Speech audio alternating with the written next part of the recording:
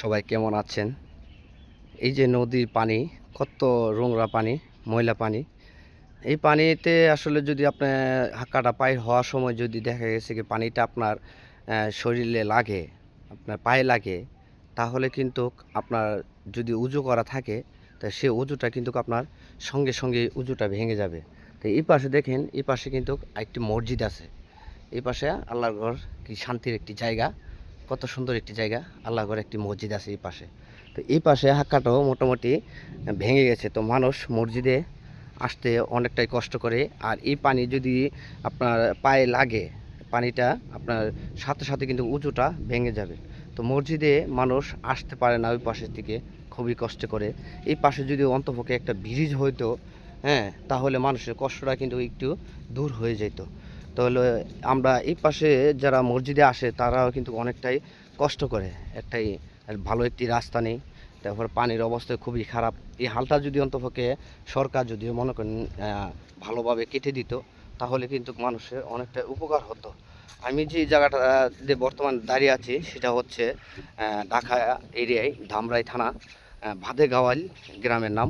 তো এই গ্রামে এই যে মসজিদ এখানে আছে, হ্যাঁ, এই মসজিদে মানুষ কিন্তু আসে অনেকটাই কষ্ট করে। ওই পাশে হাক্কাটা কিন্তু মোটামুটি ভেঙে গেছে। আর এই যে পানিটা আছে, সে পানিটা কিন্তু পুরাটাই একটা নোংরা পানি, যা বিভিন্ন মিল পেটি কলকারখানার যে আহ, বিষাক্ত যে পানিগুলো আছে, সে বিষাক্ত পানিগুলোই কিন্তু এখানে আমরা দেখতে পাচ্ছি। পানিটা দেখেন একদম কিন্তু কালো হয়ে আছে পানিটা।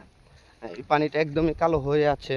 তো এটা আমি, আমার কাছে যেটা মনে হয়, আমার যদি তৌফিক থাকতো, আমার নিজের টাকা দিয়ে আমি এখানে একটা ব্রিজ করে দিতাম, একমাত্র মসজিদে যাতে মানুষ শান্তিতে নামাজ পড়তে পারে, ওই আশায়। কিন্তু আল্লাহ তাআলা আমাকে ওই তৌফিকটা দেয় নাই। তো আমি সরকারের কাছে একটি আবেদন করব, যাতে এদিকে একটি ব্রিজের ব্যবস্থা যাতে অন্তপক্ষে করে দেয়। করে দিলে অন্তপক্ষে মানুষ শান্তিতে মসজিদে নামাজ পড়তে পারবে এবং মসজিদে আসতে পারবে। আর এই অঞ্চলে দিয়ে একটি রাস্তা, মানুষ কিন্তু অনেক কষ্ট করতেছে এই গ্রামে। তো সবাইকে আমি একটি অনুরোধ করব, যাতে এই ভিডিওটা অন্তপক্ষে শেয়ার করে সবার মাঝে ছড়িয়ে দেয়, যাতে সবাই দেখতে পারে এবং বাংলাদেশ সরকারের কাছে যাতে আমাদের এই ভিডিওটি পড়ে। তো এখানে যে নদীর পানিটা কিন্তু কোনো দিকে যাতায়াত করতে পারতেছে না, পানিটা যাচ্ছে না। তো পানিটা যদি অন্তপক্ষে আপনার চলে যাইতো, বা পানিটা রানিং যদি থাকতো, তাহলে পানিটা কিন্তু এরকম নোংরা হইতো না, পানিটা পরিষ্কার থাকতো। বিভিন্ন কোম্পানির পানি কিন্তু এগুলো এসে কিন্তু এরকম অবস্থা হয়ে আছে।